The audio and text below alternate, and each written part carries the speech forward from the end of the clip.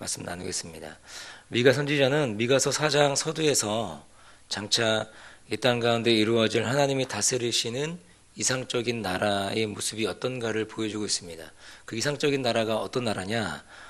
칼을 쳐서 보습을 만들고, 그리고 창을 쳐서 낫을 만들고, 다시는 전쟁을 연습하지 않고 자기 포도나무와 무화과 나무 아래에서 자기의 분복을 누리고 살아갈 수 있는 그 땅을 만드는 것, 그것이 바로 하나님이 만드시는 이상적인 그런 나라, 하나님의 통치가 있는 나라, 그 나라를 보여주고 있다는 것입니다. 한마디로 평강의 땅을 약속해 주고 있다는 것입니다. 그것을 이사야 선지자는 이렇게 노래를 했습니다. 이사야서 11장 6절에서 8절에 보니까 이런 말씀입니다. 그때의 이리가 어린 양과 함께 사며 표범이 어린 염소와 함께 누우며 송아지와 어린 사자와 살찐 짐승이 함께 있어 어린 아이에게 끌리며 암소와 곰이 함께 먹으며 그것들의 새끼가 함께 엎드리며 사자가 소처럼 풀을 먹을 것이며 젖먹는 아이가 독사의 구멍에서 장난하며 젖된 어린 아이가 독사의 굴에 손을 넣을 것이라. 이것이 바로 하나님이 이 땅 가운데 통치함이 있는, 하나님의 통치가 있는 나라의 그 모습이라는 것입니다. 평화가 가득하고 다툼이 없고 전쟁이 없는, 어린 양과 사자가 함께 뛰어노는 그런 땅을 만드시겠다는 것입니다. 그런데 이렇게 말씀하신 배경이 뭐냐면 예루살렘의 멸망과 성전의 무너짐을 배경으로 하고 있다는 것입니다. 미가서 3장 12절에 보면 이렇게 말씀하죠. 시온은 가라앉은 밭이 되고 예루살렘은 무더기가 되고 성전은 수풀이 높은 곳이 될 것이다. 그렇게 말씀하지 않았습니까?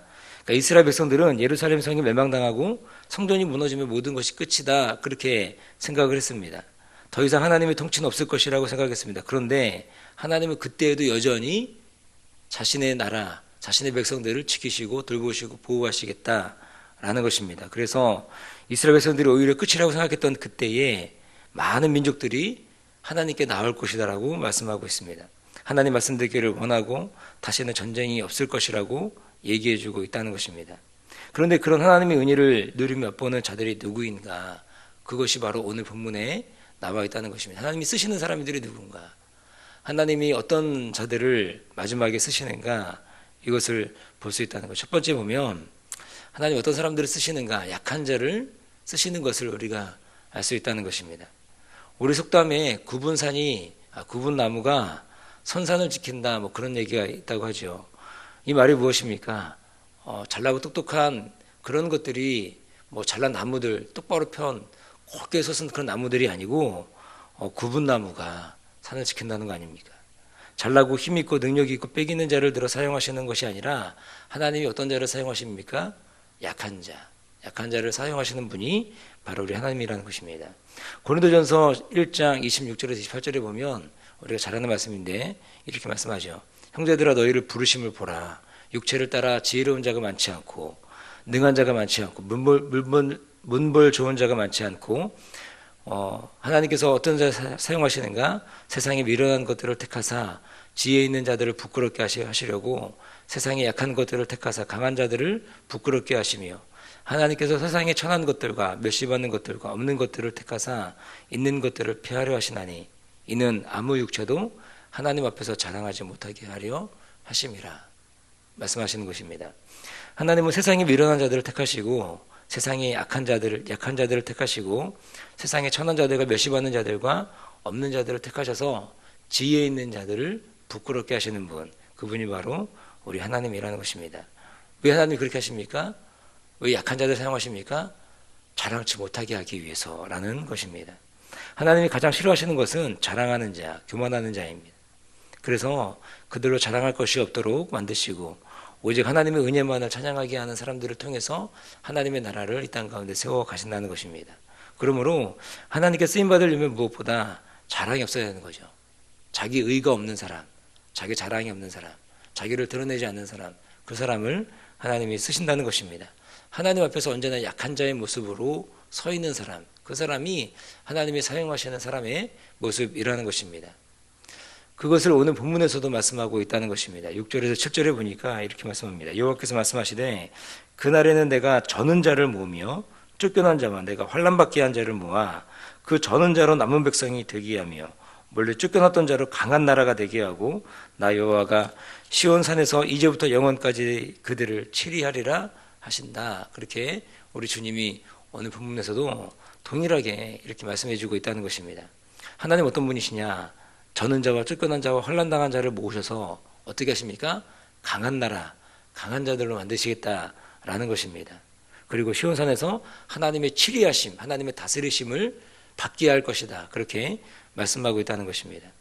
그러므로 무엇입니까? 하나님께서는 사용하시는 자가 어떤 사람입니까? 똑똑한 자, 잘나고 능력이 많은 자, 스스로를 드러내는 자가 아니라 약한 자들, 환난당한 자들, 그런 자들을 하나님이 들어서 사용하신다는 것입니다.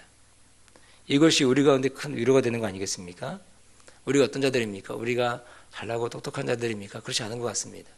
우리가 환난당한 자들이고 우리가 약한 자들이고 우리가 그런 자들인데 하나님이 우리 그런 자들을 부르셔서 강한 자들을 부끄럽게 하시는 그 하나님이라는 것입니다. 우리가 잘 알듯이 골리앗 넘어뜨리기 위해서 사용하신 사람이 누굽니까? 골리앗보다 더 센, 더 강한, 더 큰 그 사람을 사용하십니까? 그게 아니죠. 오히려 사울왕이 준 갑옷조차도 맞지 않아서 움직일 수 없을 정도의 연약한 소년 그 다윗을 사용하시는 것을 볼 수 있다는 것입니다. 그리고 그가 들고 나갔던 것이 무엇입니까? 칼이나 창이나 그런 것들 가지고 나갔습니까? 그런 것이 아니죠. 오히려 물맷돌 그거 가지고 나갔을 때 하나님이 사용하시는 것을 볼 수 있다는 것입니다. 그래서 사무엘상 17장 45절에 이렇게 말씀하십니다. 다윗이 블레셋 사람에게 이르되 너는 칼과 창과 단창으로 내게 나아오거니와 나는 만군의 여호와의 이름 곧 네가 모욕하는 이스라엘 군대의 하나님의 이름으로 내가 내게 나아간다. 그리고 골리앗을 무너뜨리는 소년 다윗의 모습을 우리가 볼 수 있습니다. 연약한 자들, 그러나 그 마음 가운데 중심이 하나님을 신뢰하고 믿음을 가지고 나아가는 그 자들에게 하나님 역사하신다는 것입니다. 우리가 잘 아는 예수님이 12제자 어떻습니까? 12제자가 똑똑한 사람들입니까? 예수님 12제자들은 다 갈릴리, 그러니까 북쪽 출신들입니다. 거의 다. 아까 이 유다에 있는 똑똑한 그 예루살렘의 성에 모여 있는 똑똑한 자들, 유력한 자들을 부르신 것이 아니고 변방에 있는 연약한 어부들 또 누굽니까? 세리들, 사회적 약자와 소외된 사람들을 불러다가 하나님 예수님의 제자로 만드시는 것을 우리가 알 수 있다는 것입니다. 그래서 오늘 본문에서도 하나님께서 회복하실 예루살렘을 누굴 통해서 이루고자 하시냐면 저는 자, 쫓겨난 자, 환난받은 자 이런 자들을 통해서 하나님의 나라를 다시금 이루실 것이다. 이것을 우리 가운데 말씀해 주고 있다는 것입니다. 그러므로 우리 하나님께 쓰임받는 우리 모두는 하나님 앞에서는 한없이 약한 자의 모습으로 서 있는 그런 은혜가 있기를 축복합니다. 두 번째는 하나님께 쓰임받는 자는 믿음의 사람을 들어서 사용하신다는 것입니다. 미가서 4장 5절에 보니까 이렇게 말씀합니다. 만민이 각각 자기의 신의 이름을 의지하여 행하되 오직 우리는 우리 하나님 여호와의 이름을 의지하여 영원히 행할 것이다. 이렇게 말씀하고 있는 거죠. 이 미가의 고백이 무엇입니까? 오직 여호와를 의지하는 것. 여호와를 의지하는 것입니다. 하나님께 쓰임을 받기 위해서는 하나님 앞에서 자랑할 것이 없는 사람도 맞지만 그런데 더 중요한 것은 무엇입니까? 자랑할 것이 없는 사람들 중에 뭘 자랑하는 거예요? 하나님을 자랑하는 거. 하나님을 의지하는 자. 그 자를 하나님이 사용하신다는 것입니다. 다시 말하면 하나님은 약한 자 중에 믿음의 사람을 들어 사용하신다는 것입니다. 그럼 어떤 자가 믿음의 사람이냐? 바로 하나님을 바로 아는 것. 호세아서 6장 6절에 보면 말씀하시죠. 나는 인애를 원하고 제사를 원하지 아니하며 번제보다 무엇을 원합니까? 하나님을 아는 지식. 하나님을 아는 지식을 원한다. 하나님 아는 자를 원한다. 이것을 얘기하고 있다는 것입니다.